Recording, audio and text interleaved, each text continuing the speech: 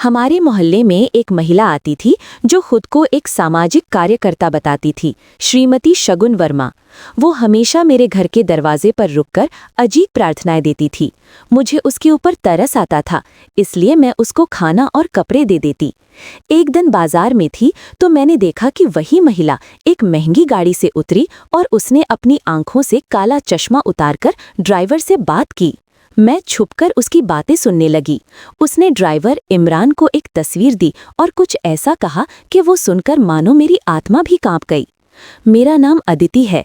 मेरी जिंदगी में सब कुछ अचानक से खत्म हो गया था जब मेरे पति मुझे इस दुनिया में अकेले छोड़कर चले गए थे। अब मेरी दुनिया बस एक ही रिश्ते के आसपास घूमती थी, मेरा बेटा आरव, विपिन के बदले। बस एक वही मेरा आखिरी सहारा था जिसको सुरक्षित रखने का डर हमेशा मेरे दिल में बसा रहता था।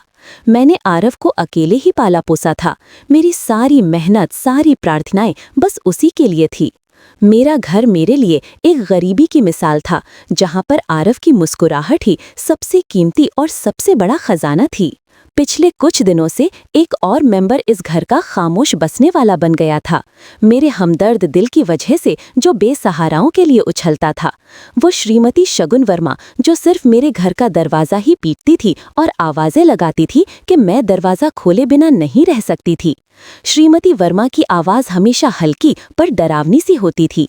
वो गली में दाखिल होते ही अजीब अंदाज में पुकारती थी, कोई है जो ऊपर वाले के नाम पर इस गरीब को खाने के लिए रोटी दे सके। उसकी आवाज़ में गहरी फकन नहीं बल्कि एक अजीब सी छुपी हुई ताकत और बेरुखापन होता था जो मेरी आत्मा को झोल डालता।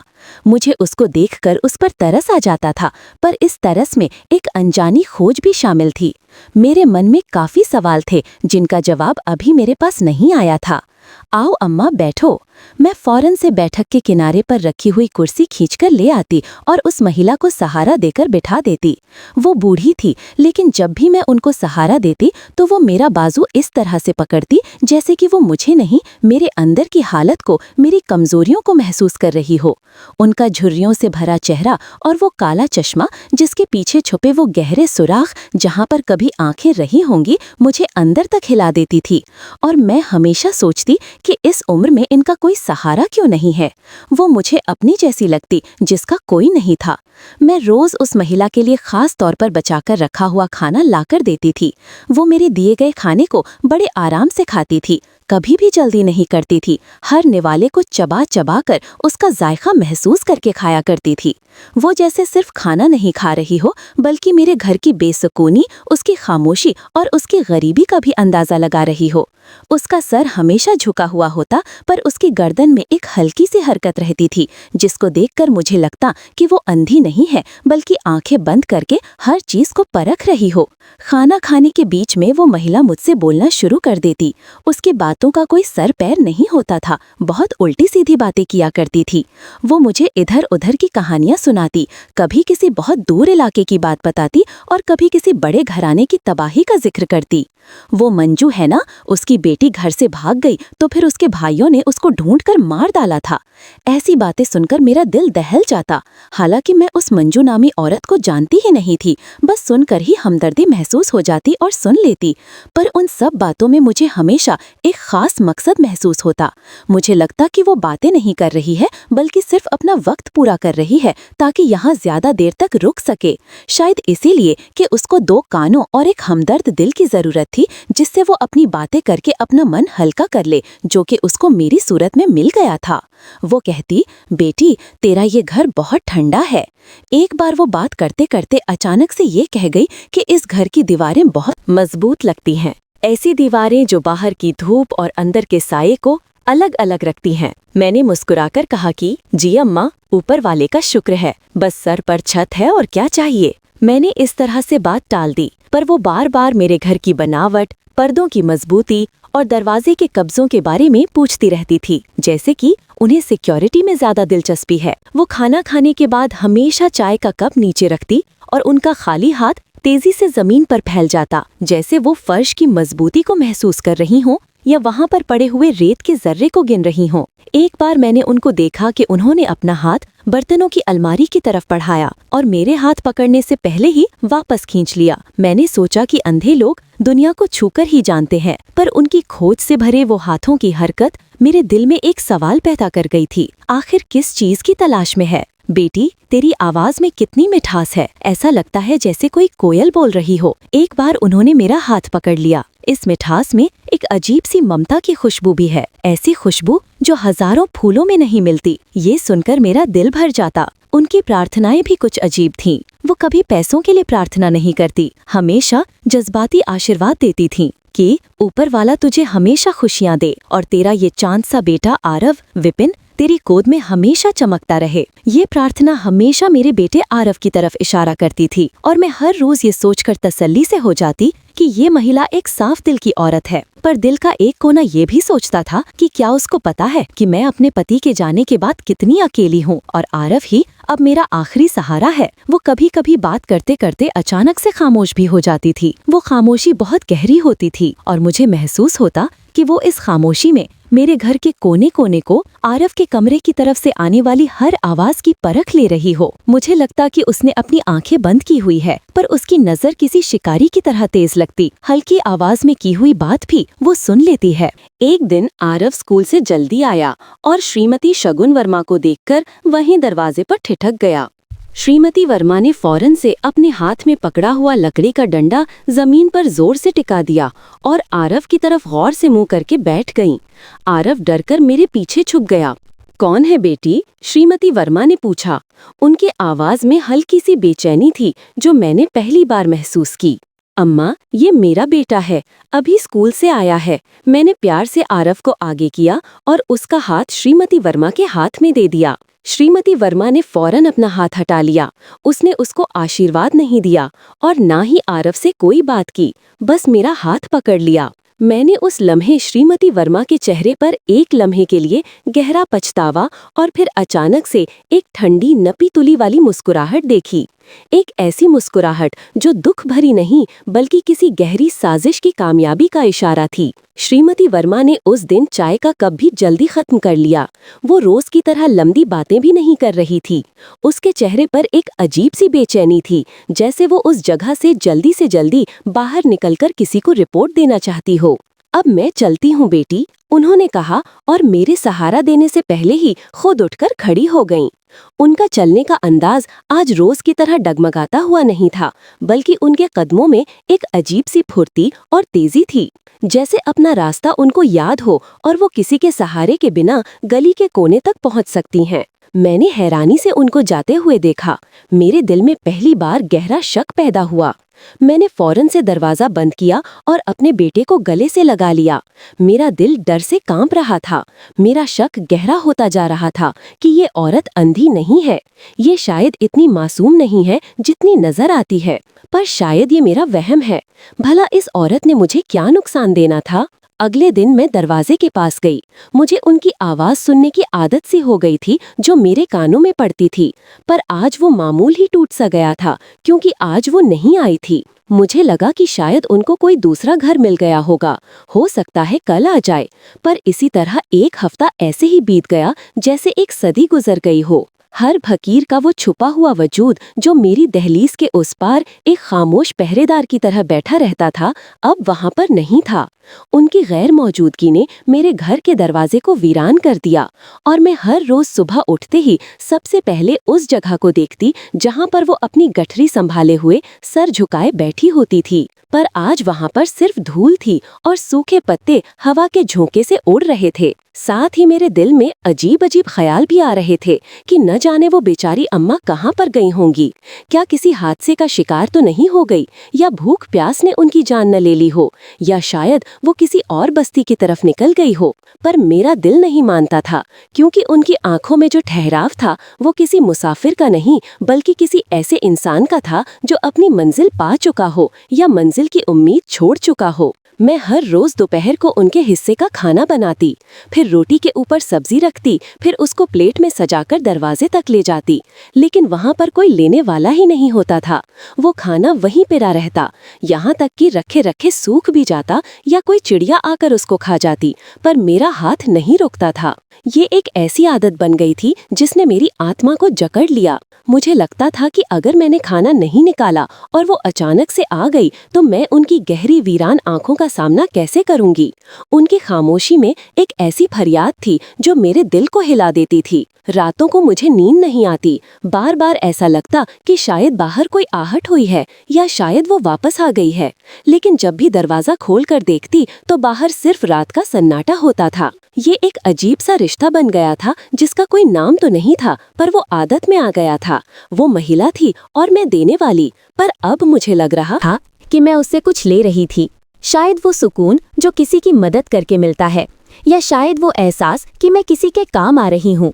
मेरा बेटा आरव भी अक्सर मुझसे पूछता कि मम्मी वो बूढ़ी औरत कहाँ गई है, और मेरे पास उस मासूम के सवाल का कोई जवाब ही नहीं होता था। अब घर का माहौल दुख से भरा हुआ हो गया था, जैसे कि हमारा कोई अपना बिछड़ गया हो। हालांकि वो कौन सा हमारे रिश्तेदारी थी, बस एक इंसानी हमदर्दी का रिश्ता था, पर ये रिश्ता खून के रिश्तों से भी ज्यादा गहरा महसूस होने लगा था। इसी तरह दिन गुजरते गए और फिर एक दिन मुझे एहसास हुआ कि आरव के स्कूल के जूते बिल्कुल अब आकर जवाब दे चुके हैं। उनका तला घिस चुका था और वो चलते हुए अब उसको तकलीफ देते थे। माँ होने के नाते मेरा दिल करता था कि मेरा बच्चा टूटी हुई जूती पहनकर जाता है, उसको नई लाकर दूं। मैंने घर में जमा की हुई थोड़ी बहुत रकम संभाली और भारी कदमों के साथ बाजार की तरफ चल पड़ी। बाजार में हमेशा की तरह शोर शराबा हो रहा था। लोगों की भीड़ जमा थी, हर कोई अपनी धुन में मगन था। दुकानदार आवाजें लगा रहे थे और खरीददार सामान का मोल भाव कर रहे थे, पर मेरा दिमाग कहीं और ही था। मेरी आंखें बाजार की भीड़ में भी पुरानी चादर को ओढ़े हुए उस बूढ़ी औरत को तलाश कर रही थी। उसे झुके हुए सर को ढूंढ रही थी जो शायद किसी कोने में बैठा हो, पर वो कहीं भी नजर नहीं आई। और मैं चलते चलते बाजार के उस हिस्से में आ गई जहां पर बहुत दुकानें थीं। वहां शीशे के बड़े बड़े शोरूम थे जिनके अंदर सजी हुई चीजें अपनी कीमत खुद बता रही थी। एक बहुत बड़ी दुकान के सामने मेरे कदम खुद ब खुद रुक गए। शोकेस के पीछे शीशे में बहुत ज्यादा खूबसूरत और मजबूत जूते रखे हुए थे। वो इतने चमकदार थे कि उनमें अपना अक्स नजर आ सकता था।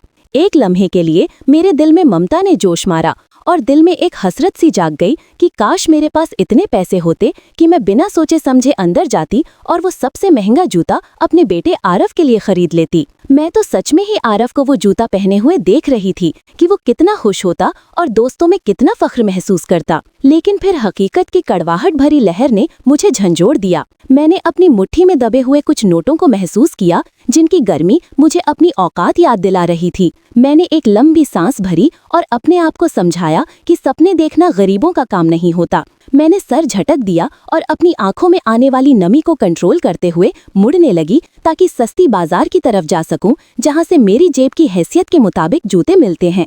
अभी मैं मुड़ी ही थी कि अचानक से सड़क पर एक अजीब सी खामोशी छा गई, जैसे वक्त रुक गया हो। एक बहुत बड़ी काले रंग की चमकती हुई गाड़ी मेरे करीब से गुजर रही थी। वो गाड़ी उस बाजार की सड़कों और धूल मिट्टी के माहौल से बिल्कुल मेल नहीं खा रही थी। वो किसी और ही दुनिया की सवारी लग रही थी। गाड़ी की रफ्तार कुछ हल्की थी, शायद भीड़ की वजह से वो धीरे चल रही थी। मेरा ध्यान गैर इरादे तौर पर उस गाड़ी की तरफ चला गया। अचानक से गाड़ी की पिछली सीट का काला शीशा धीरे से नीचे सरका और अंदर का मंजर देखकर मेरे पैरों तले से जमीन निकल गई। मेरा दिल इतनी जोर से धड़क रहा था कि मुझे लगा अभी पसलियों से बाहर आ जाएगा। अंदर पिछली सीट पर एक औरत बैठी हुई थी जिसने बहुत कीमती कपड़े पहने हुए थे। उसके गले में मोतियों की माला थी और कानों में हीरे चमक रहे थे। उनके कपड़े रेशम के थे, जो कि शायद मेरी पूरी जिंदगी की कमाई से भी महंगा होगा। उनके बाल बहुत अच्छे से बने हुए थे और चेहरे पर मेकअप की तह थी, लेकिन वो आंखें, वो गहरी वीरानी और डरावनी सी आंखों को हजारों की भीड़ में भी मैं पहचान सकती थी। वो वही औरत थी, बिल्कुल वही, जिन्हें मैं पिछले एक हफ्ते से तलाश कर रही थी। वो मेरे घर के बाहर बैठने वाली श्रीमती शगुन वर्मा ही थी, जिसके जूते फटे हुए थे और जिसके कपड़े तार तार थे। आज एक मालकिन की तरह इस गाड़ी में बैठी हुई थी। मेरे पूरे जिस्म में एक सनसनी सी दौड़ गई। मेरे रोंगटे खड़े हो गए और हल्क में कांटे चुभने लगे। मैंने आंखें फाड़कर उसको देखा कि कहीं ये मेरा वहम तो नहीं, कहीं ये मेरी आंखों का धोखा तो नहीं।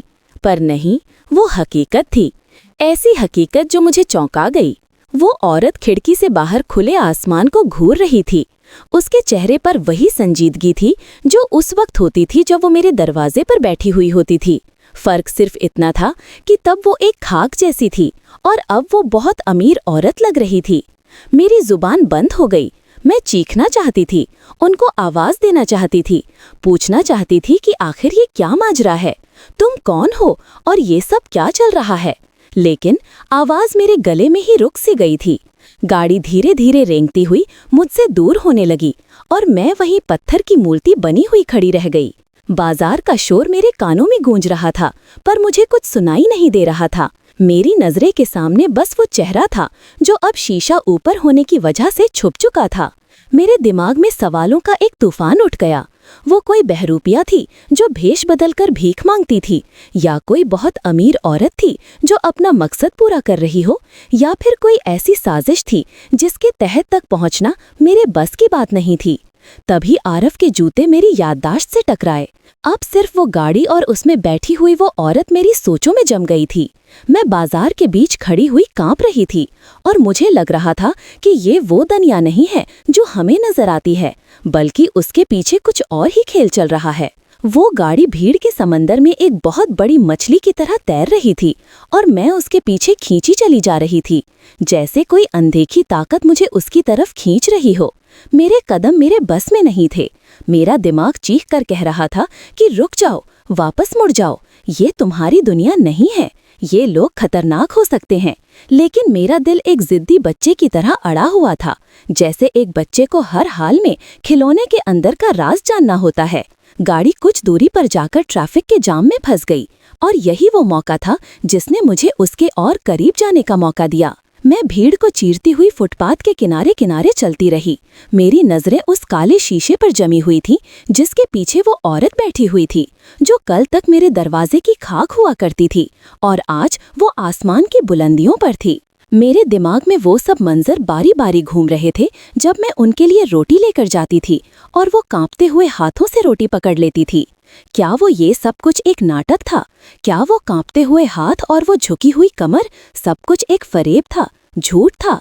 मुझे अपने आप पर बहुत गुस्सा आ रहा था और साथ ही साथ एक अजीब सा डर भी महसूस हुआ कि मैंने अनजाने में किस आफत को अपने घर के सामने जगह दे रखी थी। तभी वो गाड़ी एक छोटे से मोड़ को काटने के लिए रुकी। वहां पर भीड़ थोड़ी कम थी और अचानक से गली के कोने से एक साया दिखाई दिया।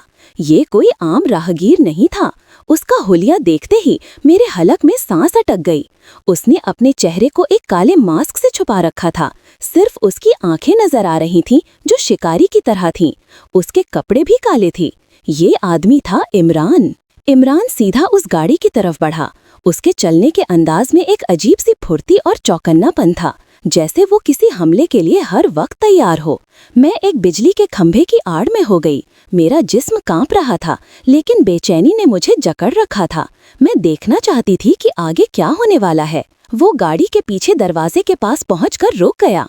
उसने दाएं बाएं देखा, जैसे तसल्ली कर रहा हो कि कोई उसको देख तो नहीं रहा। मैंने अपनी सांसें रोक लीं और खुद को खंभे के साए में और ज्यादा छुपा लिया। फिर गाड़ी का शीशा एक बार फिर से नीचे हुआ और वही मंजर मेरी नजरों के सामने आ गया। कार के अंदर वही श्रीमती शगुन वर्मा बैठी हुई थीं, लेकिन अब उनके चेहरे के आसार बिल्कुल बदल गए थे। अब उनके चेहरे पर वो गरीबी नहीं दिख रही थी जो मैं रोज देखती थी, बल्कि एक लापरवाह और जालिम सा सुकून था। उनकी आंखों में हुक्म देने वाली चमक थी। इमरान ने इज्जत से सर झुका लिया, जैसे वो अपनी मालकिन के सामने खड़ा हुआ हो। श्रीमती वर्मा ने अपने पर्स से एक चीज निकाली। मैंने गौर से देखा। ये तस्वीर थी, एक पुरानी सी तस्वीर जिसके किनारे शायद मुड़े हुए थे। उन्होंने वो तस्वीर खिड़की से बाहर निकाली और जैसे ही उनका हाथ रोशनी में आया, स्ट्रीट लाइट की तेज रोशनी सीधी उस तस्वीर पर पड़ी और वो मंजर मेरी आंखों के सामने रोशन हो गया जिसने मेरी आत्मा तक को झुलसा कर रख दिया था। तस्वीर में नजर आने वाली जगह कोई और नहीं थी, बल्कि वो एक ऐसा कमरा था जिसकी एक एक दरार, एक एक चीज मेरी आंखों में बसी हुई थी। उस कमरे की दीवार पर लटका हुआ कैलेंडर और कोने में पड़ी हुई वो टूटी सी चारपाई, ये सब मेरे दिमाग में कैद वो हिस्सा थे जिसको मैं कभी अपने दिमाग से मिटा ही नहीं सकी थी। मुझे किसी सबूत की जरूरत नहीं थी। मैं जानती थी कि ये तस्वीर कहाँ से ली गई है और किस चीज से ली गई है। ये मेरे गुजरे हुए वक्त का वो दरवाजा था जिसको मैं हमेशा के लिए बंद समझ रही थी, पर वो तस्वीर चीख चीख कर खुद बता रही थी कि कोई उस दरवाजे के पार भी मौजूद है। और फिर श्रीमती वर्मा ने तस्वीर को पलटा और उसके पीछे लिखी हुई लाइन पर उसने एक उंगली रखी। मैं फासले पर थी, लेकिन मुझे पढ़ने की जरूरत नहीं थी। उन शब्दों की मोटी लिखावट और उनकी लंबाई ने मेरे दिमाग में खतरे की घंटियां बजा दी। मैं जानती थी कि वहां पर क्या लिखा हुआ है, वो पता, वो खास मकान नंबर और वो गली का नाम, ये सब मेरी रगों में जहर की तरह दौड़ गए थे। वो एड्रेस किसी अजनबी का नहीं था, वो किसी दूसरे शहर का नहीं था, बल्कि एक ऐसी जगह का एड्रेस था जो मेरी जिंदगी और मौत का फैसला कर सकता था। मेरा खून रगों में ही जम गया और पैरों के नीचे से जमीन सरक गई। ये वो राज था जो अब तक सिर्फ मेरे सीने में ही दबा हुआ था, अब उस श्रीमती वर्मा के हाथ में था और वो उसे उस आदमी के हवाले कर रही थी जिसका मतलब सिर्फ तबाही और बर्बादी था। मुझे अपनी आंखों पर यकीन ही नहीं आया कि ये वही महिला है जो मेरे घर के बाहर बैठकर प्रार्थनाएं करती थी और आशीर्वाद देती थी। आज वो मेरे सबसे बड़े राज का सौदा कर रही थी। ये शायद मेरे सबसे प्यारे रिश्ते की मौत का प्लान बना रही थी। उसी एड्रेस का इस तस्वीर के पीछे लिखा हुआ होना